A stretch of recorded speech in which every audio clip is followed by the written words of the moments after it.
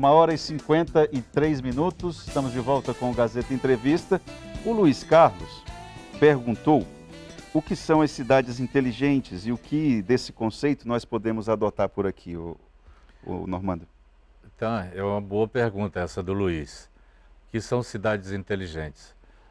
O Banco Mundial já está capacitando técnicos, pelo menos 10 técnicos da Prefeitura, da área ambiental, da área de infraestrutura, da área de planejamento e da área financeira, para capacitar os profissionais para ser mais exigente na concessão dos alvarás e na definição dos logradouros urbanos. Exemplo, o que é cidade inteligente? Você tem que ter uma cidade inteligente onde você vai programar, por exemplo, a nossa cidade está se verticalizando. Então é prudente que há 10 anos atrás, quando passou uma rede de esgoto e uma rede de distribuição de água numa determinada via pública, o dimensionamento daquela infraestrutura não foi dimensionado para você receber uma pressão verticalizada de uma quantidade de água simultaneamente. Exemplo, quantas pessoas vão usar um prédio de 20 andares, quantas pessoas usam o sanitário simultaneamente? Exemplo, quantas pessoas estão tomando banho simultaneamente? O volume de água envolvido nisso e de material orgânico que é utilizado naquela rede, certamente vai dar problema. Por quê? Porque ela não está dimensionada para receber. O empreendedor, quando vai pedir a licença de alvará de construção, ele verifica isso, mas o empreendedor ele faz a parte interna das áreas comuns do condomínio.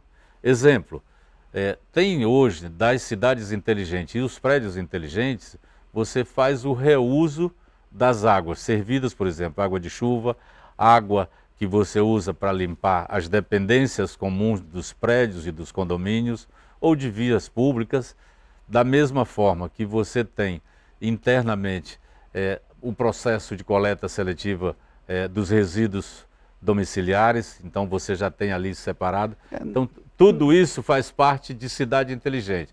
Aí, dimensionamento de consumo de energia, insolação. Então, é uma complexidade de ações que você insere.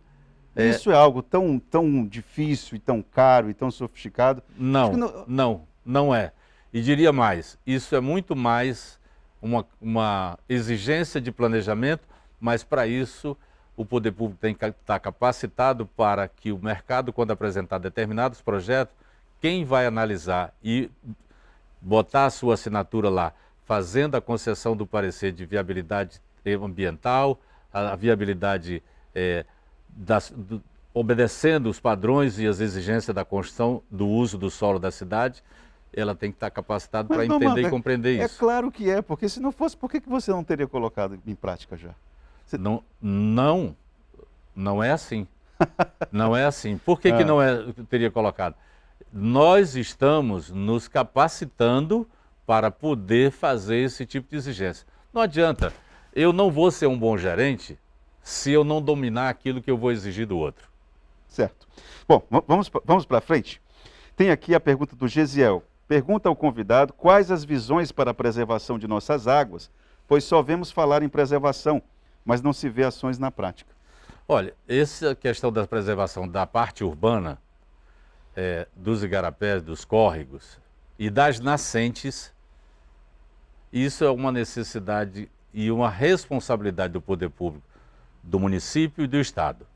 Por que eu digo que é do município e do Estado? Porque a maior parte das intervenções que há no perímetro urbano são de modificação para poder você viabilizar logradouros públicos, ruas, avenidas, redesenhar. Eu vou lhe dar um exemplo. Quando foi decidido para liberar o alvará de construção para o prédio da Havan, eles tiveram que modificar e tiveram que dar uma autorização especial para poder construir ali por conta de um córrego, um igarapé que tem. Mataram aquele igarapé, não mataram? Ele está quase morto. Ele começou com a Igreja Batista do Bosque, ali, depois vem para a Havan, agora tem o Ecoville, que é um problema. E tem um outro problema de um outro empreendimento imobiliário também, que estamos tendo ajustes entre a CEMEIA e os empreendedores, que é um prédio de uma outra construtora chamada Elite, que são 2 prédios grandes que tem ali ao lado do shopping. Olha, Normando, eu vou lhe dizer uma coisa, respondendo ainda ao Luiz Carlos, eu vou dizer uma coisa, cidade inteligente, primeiro, se a gente pudesse respeitar os nossos igarapés. Pronto, se a gente respeitasse os nossos igarapés, eu acho que nós já estaríamos sendo bastante inteligentes por aqui. Mas, olha aqui, vamos ser honestos, vamos ser honestos. E aqui eu não estou criticando e nem defendendo ninguém. Mas imagina o seguinte, as nossas cidades amazônicas, elas começaram a ser habitadas nas margens dos rios. Já começou errado, né? Começou errado, nas baixadas. E você vai para onde? As pessoas, nossa cidade é fruto de invasão. Hoje, a licenciamento ambiental nosso estava ali, naquele ramal, ali onde tem o clube do Sintesac, tem um grupo de pessoas, depois que a gente terminar aqui a transmissão do programa, eu posso te mostrar o vídeo, a quantidade de gente desmatando e invadindo ali. Como é que você controla? A estrutura, o licenciamento ainda não é nosso, é do IMAC, mas o IMAC, infelizmente, não tem estrutura para acompanhar isso. Se o licenciamento já fosse da Prefeitura de Rio Branco, nós teríamos outros mecanismos para impedir essas coisas. Por quê? Porque hoje a gente tem um monitoramento de um acompanhamento dessas ações na cidade. Mas a gente identifica, verifica de quem é o proprietário, mas o passo seguinte a gente manda para o Ministério Público. Nós não podemos fazer mais nada, por enquanto. Entendi.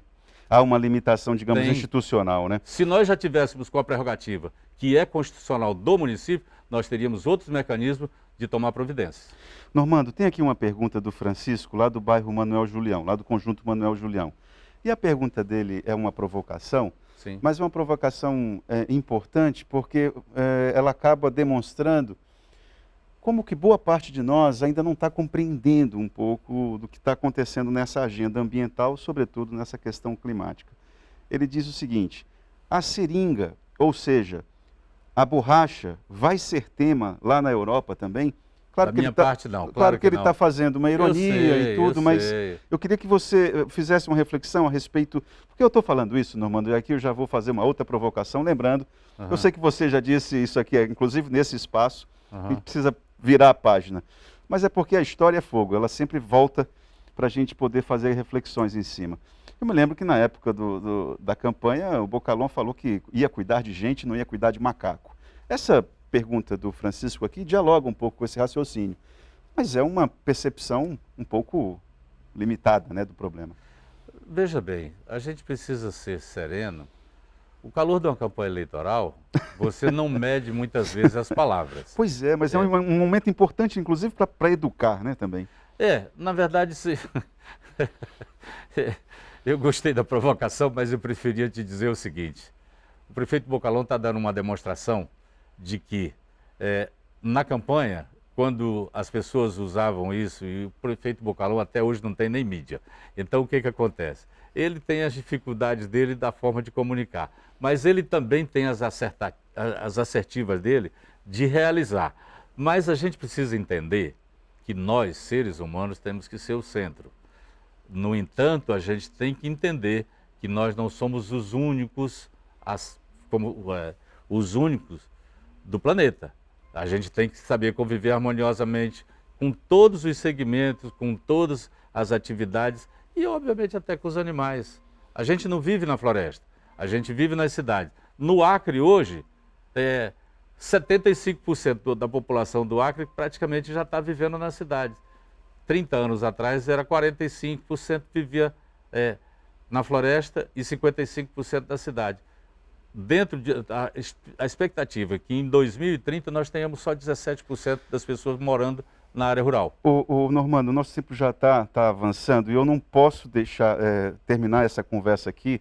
Aí sim eu vou fazer uma provocação para você. Na verdade, você não deveria responder por essa pergunta, mas você está aqui na minha frente agora, você representa o poder público do município, Pois não. Na área ambiental. E me parece que nós estamos diante de um cenário muito delicado que fragiliza a agenda ambiental. E aí me parece que, eu não sei se falta pulso por parte do prefeito Tião Bocalhon ou da sua parte, Normando Salles, secretário de Meio Ambiente. Por quê? Porque essa agenda que a vice-prefeita vai desenvolver em Barcelona, que tem o mote, a motivação, é discussão sobre cidade sustentável, em Barcelona. Ora, o prefeito da cidade e o secretário de Meio Ambiente já não estão indo para a Escócia para discutir questões ambientais? O que a vice-prefeita tem que fazer em Barcelona? Não seria o caso de dizer assim, minha amiga, você vai ficar em Rio Branco porque a nossa gestão está nos desautorizando a fazer qualquer tipo de turismo. Não deveria ter um pulso mais firme, ô Normando? Eu confesso para você que eu respeito a sua provocação, mas quero lhe dizer que isso é uma decisão administrativa do prefeito. A discussão ela é válida, ela é pertinente, no entanto, se você trabalhar com a tese que você está colocando, realmente a gente pode começar a fazer algumas perguntas. No entanto, o prefeito já está indo para o maior fórum global da questão climática e ambiental. Neste momento, quem sabe, o prefeito não poderia fazer presente lá nesse evento, lá para marcar a posição de Rio Branco? Precisa um dia só, não precisa, isso não é um curso, isso é um evento.